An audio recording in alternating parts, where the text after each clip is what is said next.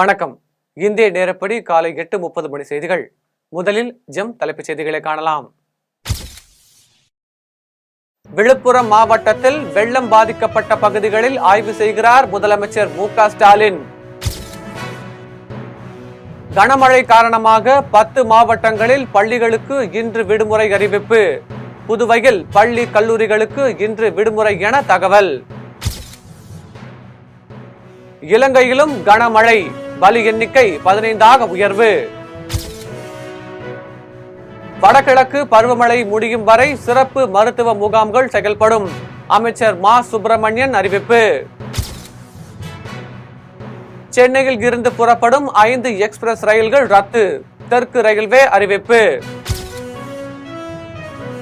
சையத் மோடி நினைவு சர்வதேச பேட்மிண்டன் போட்டி. இந்தியாவின் லக்ஷயா சென், பி.வி. சிந்து சாம்பியன் பட்டத்தை கைப்பற்றி அசத்தல். இனி விரிவான செய்திகளை காணலாம். விழுப்புரம் மாவட்டத்தில் வெள்ள பாதிப்புகள் குறித்து இன்று ஆய்வு செய்கிறார் முதலமைச்சர் மு.க. ஸ்டாலின். பெஞ்சல் புயல் கரையை கடந்த போதிலும் கடலூர், விழுப்புரம், திருவண்ணாமலை உள்ளிட்ட மாவட்டங்களில் கனமழை பெய்து வருகிறது. குறிப்பாக விழுப்புரம் மாவட்டத்தில் பெய்த கனமழையால் 3000க்கும் மேற்பட்ட வீடுகளில் இருந்தவர்கள் நிவாரண முகாம்களில் பாதுகாப்பாக தங்க வைக்கப்பட்டுள்ளனர். மேலும் தேசிய பேரிடர் மீட்பு குழுவினர் மீட்பு பணியில் ஈடுபட்டு வரும் நிலையில் விழுப்புரம், விக்கிரவாண்டி, மரக்காணம் உள்ளிட்ட பகுதிகளில் ஏற்பட்டுள்ள பாதிப்புகளை ஆய்வு செய்வதற்காக முதலமைச்சர் மு.க. ஸ்டாலின் இன்று விழுப்புரம் செல்கிறார். இன்று காலை 11 மணி அளவில் சென்னையில் இருந்து புறப்படும் முதலமைச்சர் மழை பாதிப்புகளை ஆய்வு செய்து நிவாரண முகாம்களில் உள்ள மக்களை சந்தித்து அவர்களுக்கு நிவாரணப் பொருட்களை வழங்க உள்ளார் என அறிவிப்பு வெளியாகியுள்ளது. தமிழகத்தில் கனமழை காரணமாக 10 மாவட்டங்களில் பள்ளிகளுக்கு இன்று விடுமுறை அறிவிக்கப்பட்டுள்ளது. பெஞ்சல் புயல் காரணமாக தமிழகத்தின் பல மாவட்டங்களிலும் புதுச்சேரி மாநிலத்திலும் கனமழை பெய்து வருகிறது. தமிழகத்தின் கனமழை எச்சரிக்கை விடுக்கப்பட்டுள்ள நிலையில் விழுப்புரம், கடலூர், கள்ளக்குறிச்சி, கிருஷ்ணகிரி, திருவண்ணாமலை மாவட்டங்களிலும் நீலகிரி மாவட்டம் உதகை, கூடலூர் தாலுகாக்களிலும் உள்ள பள்ளி கல்லூரிகளுக்கு இன்று விடுமுறை விடுக்கப்பட்டுள்ளதாக அறிவிக்கப்பட்டுள்ளது.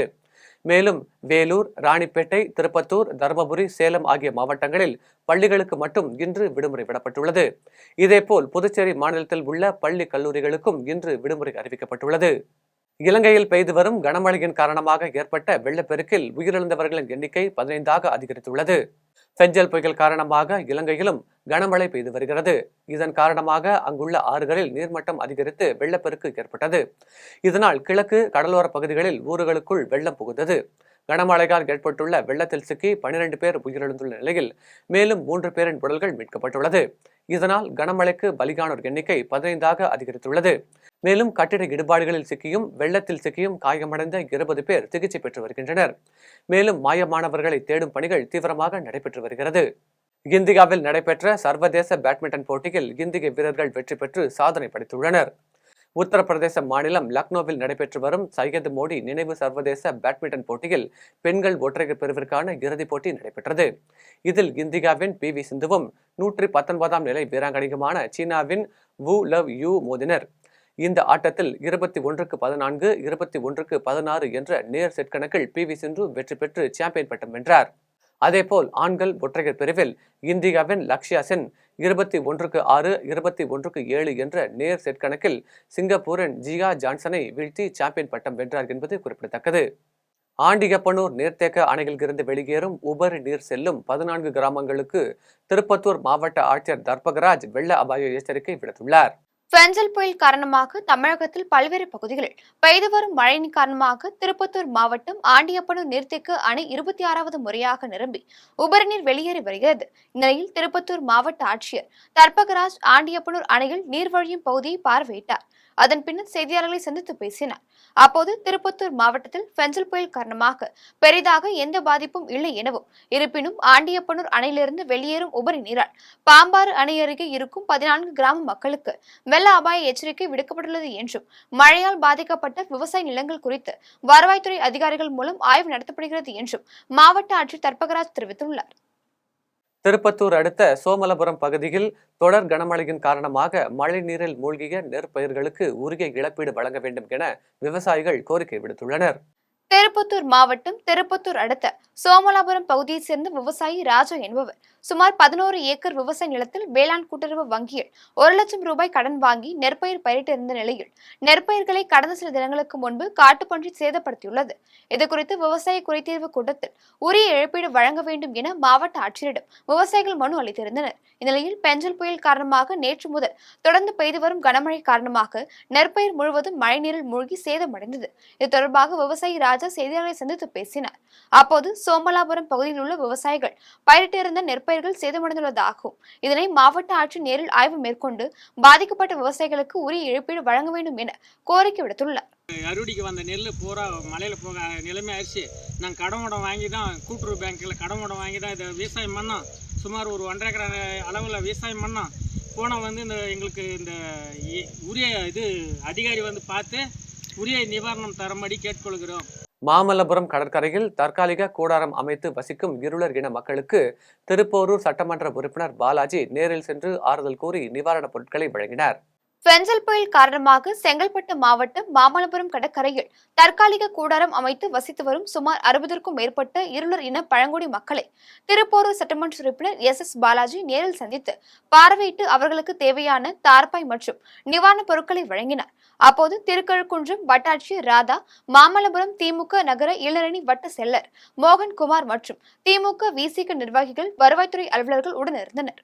கோட்டப்பட்டி அருகே ஆற்றில் ஏற்பட்ட வெள்ளப்பெருக்கால் தரைப்பாலத்தை கடக்க முடியாமல் இருந்த கிராம மக்களை சுற்றுலாத்துறை அமைச்சர் ராஜேந்திரன் நேரில் சந்தித்து கோரிக்கையை நிறைவேற்ற தமிழக முதலமைச்சருடன் எடுத்துரைப்பேன் என தெரிவித்தார். தர்மபுரி மாவட்டம் அரூர் அடுத்த கோட்டப்பட்டி அருகே உள்ள செலம்பை ஆற்றில் பெஞ்சல் புயல் காரணமாக சுற்றுவட்டார பகுதிகளில் பெய்த கனமழையால் வெள்ளப்பெருக்கு ஏற்பட்டது. இதனால் செலம்பை மற்றும் ஆவலூர் ஆகிய 2 கிராமங்களையும் இணைக்கும் தரைப்பாலத்தின் மீது வெள்ளம் சூழ்ந்ததால் மக்கள் இக்கரையிலிருந்து அக்கறைக்கு செல்ல முடியாமல் தவித்து வருகின்றனர். மேலும் தினந்தோறும் சென்று வந்த விவசாயிகள், மருத்துவ அவசர உதவிக்காக செல்பவர்கள் என அனைவரும் பாதிக்கப்பட்டு வருகின்றனர். இதுகுறித்து தகவல் அறிந்த சுற்றுலாத்துறை அமைச்சர் ராஜேந்திரன், மாவட்ட ஆட்சியர் சாந்தி, மாவட்ட காவல்துறை கண்காணிப்பாளர் மகேஸ்வரன் உள்ளிட்ட அரசு அதிகாரிகள் நேரில் சென்று பார்வையிட்டனர். அப்போது பேரிடர் மீட்பு குழுவினர் பாலத்தை கடக்க முடியாமல் தவித்த மக்களை மறுகரைக்கு அழைத்து சென்றனர். அப்போது செலம்பை ஆற்றின் வெள்ளப்பெருக்கின் போது தரைப்பாலத்தை கடக்க முடியாமல் மக்கள் தவிப்பது குறித்தும் தரைப்பாலத்திற்கு மாற்றாக மேம்பாலம் அமைக்க வேண்டும் என்ற கோரிக்கையை முதலமைச்சர் மு.க.ஸ்டாலினிடம் எடுத்துரைப்பேன் என்று சுற்றுலாத்துறை அமைச்சர் ராஜேந்திரன் தெரிவித்தார். வால்பாறை 15வது வார்டின் நகரமன்ற உறுப்பினரின் மக்கள் சேவையை பாராட்டி தங்க மோதிரம், கேடயம் மற்றும் நினைவு பரிசு வழங்கி வார்டு பொதுமக்கள் பாராட்டு விழா நடத்தினர். கோவை மாவட்டம் வால்பாறை நகராட்சியின் 15வது வார்டின் திமுக நகரமன்ற உறுப்பினராக ரவிச்சந்திரன் பொறுப்பேற்று கடந்த 3 ஆண்டுகளில் வார்டிற்கு உட்பட்ட நல்லக்காத்து எஸ்டேட் மற்றும் இஞ்சிப்பாறை எஸ்டேட் பகுதியில் உள்ள அரசு பள்ளி குழந்தைகள், பொதுமக்களுக்கு தேவையான பல்வேறு நலத்திட்ட உதவிகளை தொடர்ந்து வழங்கி வருகிறார். இவரின் மக்கள் நல சேவையை பாராட்டி இஞ்சிப்பாறை வார்டில் திமுக செயலர் சிலுவைமுத்து தலைமையில் அப்பகுதி மக்கள் ஒன்றிணைந்து பாராட்டு விழா நடத்தினர். அப்போது தங்க மோதிரம் அணிவித்து நினைவு பரிசு வழங்கி பணி சிறக்க பாராட்டு தெரிவித்தனர். விழாவில் சிறப்பு அழைப்பாளராக திமுக நகர செயலர் குட்டி என்று சுதாகர், முன்னாள் நகர செயலர் வழக்கறிஞர் பால்பாண்டி, தலைமை கழக பேச்சாளர் திப்பம்பெட்டி ஆறுசாமி, நகர துணை செயலர் சரவண பாண்டியன், உதயநிதி நற்பணி மன்றத்தின் கோவை மாவட்ட துணைத் தலைவர் ரமேஷ்ராஜ், நகர செயலர் சிவா இளங்கோமணி உட்பட பலர் கலந்து கொண்டனர். கடலூரில் மழை நீருடன் கழிவுநீர் வீடுகளுக்குள் புகுந்ததால் அப்பகுதி பொதுமக்கள் சிரமத்துக்கு உள்ளாகியுள்ளனர். கடலூர் மாவட்டம் மஞ்சக்குப்பம், புதுப்பாளையம், நவநீத நகர், கங்கடாங்குப்பம் ஆகிய பகுதிகளில் பெஞ்சல் புயல் காரணமாக மழைநீர் குடியிருப்பு பகுதிகளை சூழ்ந்தது. இந்நிலையில் வீடுகளுக்குள் மழைநீருடன் கழிவுநீரும் கலந்ததால் துர்நாற்றம் வீசுவதால் அப்பகுதி மக்கள் வீட்டை விட்டு வெளியேறும் சூழல் ஏற்பட்டுள்ளது. மேலும் சூறைக்காற்று வீசியதால் அப்பகுதியில் உள்ள 2 வீடுகளில் சுவர்கள் இடிந்து விழுந்து சேதமடைந்தது. இப்பகுதியில் சம்பந்தப்பட்ட அதிகாரிகள் பார்வையிட்டு சாலைகள் மற்றும் வீடுகளுக்குள் தேங்கிய மழைநீரை அகற்ற நடவடிக்கை எடுக்க வேண்டும் என பொதுமக்கள் கோரிக்கை விடுத்துள்ளனர். கோவையில் பக்கவாதம் மற்றும் அதனை தடுப்பதற்கான முன்னெச்சரிக்கை நடவடிக்கைகள் குறித்தான விழிப்புணர்வு மாரத்தானில் 2000க்கும் மேற்பட்டோர் கலந்து கொண்டு விழிப்புணர்வை ஏற்படுத்தினர். பக்கவாதம் ஏற்படுவதை தடுப்பதற்கான முன்னெச்சரிக்கை நடவடிக்கைகள் குறித்த விழிப்புணர்வு மாரத்தான் போட்டி கோவையில் கோவல்பாளையம் பகுதியில் உள்ள தனியார் மருத்துவமனை வளாகம் முன்பு நடைபெற்றது. இதில் மாநகராட்சி மேயர் ரங்கநாயகி கலந்து கொண்டு மாரத்தான் போட்டி துவக்கி வைத்தார். இதில் பக்கவாதத்திற்கு சிகிச்சை பெற்று மறுவாழ்வு பெற்றவர்கள், மருத்துவர்கள், மாணவர்கள் உட்பட 2000க்கும் மேற்பட்டோர் போட்டியில் கலந்து கொண்டு பொதுமக்களிடையே பக்கவாதத்தை தடுப்பது குறித்து விழிப்புணர்வு ஏற்படுத்தினர். கோவல்பாளையம் தனியார் மருத்துவமனையிலிருந்து துவங்கிய போட்டி அவினாசி சாலையில் தனியார் மருத்துவமனையில் நிறைவு பெற்றது. இதனைத் தொடர்ந்து மருத்துவமனை தலைவர் டாக்டர் நல்லாஜி பழனிசாமி செய்தியாளர்களை சந்தித்து பேசினார். அப்போது உரிய சிகிச்சைகளை விரிவாகவும் முன்கூட்டியே எடுத்தால் பக்கவாதத்தால் ஏற்படக்கூடிய பெரும்பாலான பின் விளைவுகளை தவிர்த்து விடலாம் என்று தெரிவித்தார். ஸ்ட்ரோக்குங்கிறது கரெக்டான டைமில் பார்த்தோம்னா க்யூர் பண்ணிடலாம், குணப்படுத்தி முடியலாம். நம்ம மாதிரி ஆஸ்பத்திரி கையம் செஞ்ச மாதிரி உடனே செக் பண்ணி அந்த ஸ்கேன் எல்லாம் பண்ணி அப்புறம் ஆன்ஜியோ பண்ணி சில சமயத்துக்கு எல்லாம் நிறுத்திடலாம், இந்த ஸ்ட்ரோக்கை சரி பண்ணிடலாம். ஆனால் டைம் இஸ் மணி, அதே மாதிரி டைம் இஸ் ஹெல்த்து. அந்த கரெக்டான டைமில் வந்துச்சுன்னா எல்லாமே சரி பண்ண முடியும். அதனால் கரெக்ட் டைமில் வந்துடணும் ஜனங்க. அதுக்காக தான் இந்த ஸ்ட்ரோக் அவேர்னஸ் ப்ரோக்ராம். தெலுங்கானாவை சேர்ந்த ஐயப்ப பக்தர்கள் வந்த கார் கட்டுப்பாட்டை இழந்து தேனியில் இருசக்கர வாகனத்தின் மீது மோதியதில் இருசக்கர வாகனம் ஓட்டி வந்தவர் சம்பவ இடத்திலேயே பரிதாபமாக உயிரிழந்தார். தேனி மாவட்டம் கூடலூர் விதைப்பனை தெருவை சேர்ந்த போத்திராஜ் என்பவர் தனது நண்பர் தமிழரசனுடன் இருசக்கர வாகனத்தில் வேலைக்கு சென்று கொண்டிருந்தார். அப்போது குமுளி திண்டுக்கல் தேசிய நெடுஞ்சாலையில் தெலுங்கானாவை சேர்ந்த ஐயப்ப பக்தர்கள் பயணித்த கார் கட்டுப்பாட்டை இழந்து இருசக்கர வாகனத்தின் மீது மோதி விபத்திற்குள்ளானது. இதில் போத்திராஜ் சம்பவ இடத்திலேயே உயிரிழந்தார். மேலும் படுகாயமடைந்து உயிருக்கு போராடிய தமிழரசனை அருகில் இருந்தவர்கள் மீட்டு 108 ஆம்புலன்ஸ் மூலம் மேல் சிகிச்சைக்காக தேனி அரசு மருத்துவமனைக்கு அனுப்பி வைத்தனர். இதுகுறித்து தகவலறிந்து சம்பவ இடத்திற்கு வந்து காவல்துறை உயிரிழந்தவரின் உடலை மீட்டு பிரேத பரிசோதனைக்காக கம்பம் அரசு மருத்துவமனைக்கு அனுப்பி வைத்து விசாரணை மேற்கொண்டு வருகின்றனர். சேலத்தில் மின்சாரம் பாய்ந்து பெண்மணி உயிரிழந்த சம்பவம் அப்பகுதியில் பெரும் சோகத்தை ஏற்படுத்தியுள்ளது.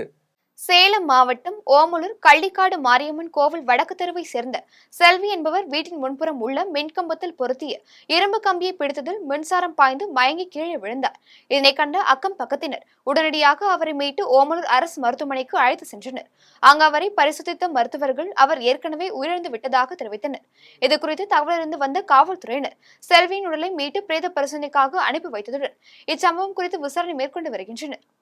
மதுராவாயல் அருகே மழைநீரை அகற்ற முயன்ற போது மின்சாரம் தாக்கி வடமாநில தொழிலாளி ஒருவர் உயிரிழந்த சம்பவம் சோகத்தை ஏற்படுத்தியுள்ளது.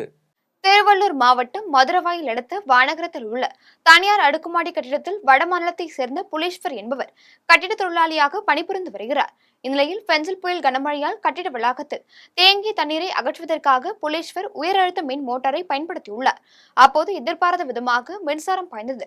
அவர் கீழே விழுந்தார். இதனை கண்டு உடன் பணிபுரியும் தொழிலாளர்கள் உடனடியாக அவரை மீட்டு 108 ஆம்புலன்ஸ் மூலம் பூந்தமல்லி அரசு மருத்துவமனைக்கு அழைத்து சென்றனர். அங்கு அவரை பரிசோதித்த மருத்துவர்கள் ஏற்கனவே அவர் உயிரிழந்து விட்டதாக தெரிவித்தனர். இதுகுறித்து தகவலறிந்து வந்த காவல்துறையினர் உயிரிழந்தவரின் உடலை மீட்டு கீழ்ப்பாக்கம் அரசு மருத்துவமனைக்கு அனுப்பி வைத்து வழக்கு பதிவு செய்து விசாரணை மேற்கொண்டு வருகின்றனர். பெஞ்சல் புயல் காரணமாக கடலூரில் கூரை வீட்டின் மீது மரம் விழுந்ததில் அதிர்ஷ்டவசமாக வீட்டில் இருந்த குடும்பத்தினர் உயிர் தப்பினர்.